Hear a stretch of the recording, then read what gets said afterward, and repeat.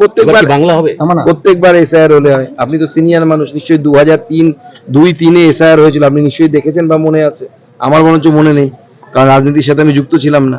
তো 2002-03 এসআইআর হওয়াতে এই পশ্চিমবঙ্গে যখন সিপিএম ক্ষমতায়, তৃণমূল বিরোধী 20 লক্ষের বেশি লোকের নাম বাদ গেছিল। তো মরে গেলে তার নাম তো বাদ যাবে। আপনি যান, আমি গ্যারান্টি দিচ্ছি, এই জেলার কোনো একটি মুসলিম বুথ খুঁজে বের করুন, যে কোনো একটি, আপনি এইভাবে হাত দিন, আমি সেখানে গিয়ে দেখিয়ে দেবো যে প্রত্যেকটা বুথে মৃত ব্যক্তিদের কারো নাম বাদ যায়নি, কারণ ওখানে বিজেপি এজেন্ট দিতে পারে না। এখানে আমাদের এজেন্ট আছে, তারা বলে যে হ্যাঁ এখানে এই লোকটি মরে গেছে, এর নাম কেটে বাদ দিন। কিন্তু যেহেতু মুসলিম এলাকায় বিজেপি এজেন্ট দিতে পারে না, বিজেপির বুথ সভাপতি নেই, বিরোধী দল নেই, সেহেতু সেই বুথে কয়েকশো করে মুসলিম বুথগুলোতে মৃত ভোটার, শিফটেড মহারাষ্ট্রে চলে গেছে কাজ করতে, মহারাষ্ট্রে গিয়ে ভোটার কার্ড বানিয়ে নিয়েছে, তার নাম এখানেও আছে ওখানেও আছে, ও মহারাষ্ট্রে ভোট দিচ্ছে আর এখানে তার হয়ে তৃণমূল কংগ্রেস ভোট দিয়ে দিচ্ছে। এমনকি আপনারা শুনলে অবাক হবেন, শ্রমিক ভট্টাচার্য আমাদের রাজ্য সভাপতি, তার বাবা মার ভোট পড়েছে গত বিধানসভা গত আমাদের কর্পোরেশন ভোটে, গত কর্পোরেশন ভোটে 22 সালে সম্ভবত হলো, 22-23, সেই সময় শ্রমিক ভট্টাচার্যের বাবা মার ভোট পড়ে গেছে, ভাবতে পারেন।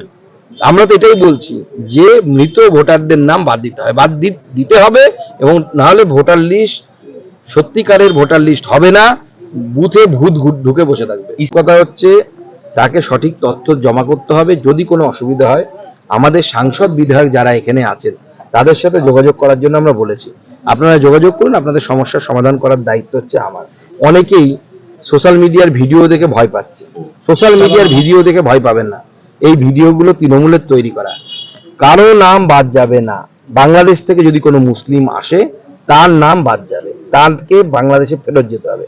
কোনো হিন্দু, সে ভারতবাসী হোক বা বাংলাদেশ থেকে আসা হোক, স্পষ্ট বলে দিচ্ছি, এই ছেলেটি হিন্দু ছেলে, আমি সেটাই বলছি, চিন্তার কোনো কারণ নেই। সে বাংলাদেশ থেকেও যদি 14 সালের মধ্যে 31শে ডিসেম্বরের মধ্যে যদি আসে, তাকে আমরা সিএ এর মাধ্যমে নাগরিকত্ব দেব। বিজেপি তো কালিদাস নয়, বিজেপিকে ভোট দেয় কারা?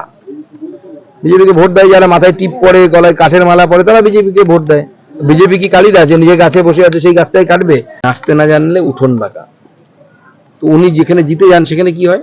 এর আগে তো অনেক রাজ্যের নির্বাচনে কংগ্রেস জিতলো, যেখানে হেরে যাবেন সেখানে বলবেন যে আমি মেশিন, কেউ উৎখাত মেশিন কেউ নিয়ে নিয়েছে, কেউ মেশিনে কারচুপি করেছে, ইভিএম এ কারচুপি, কোথাও ভোট হয়েছে, এই অভিযোগ দিয়ে কি, এবং কোনো সময় ভোটের সময় করে না, করে হচ্ছে ভোট পার হয়ে যাওয়ার পর।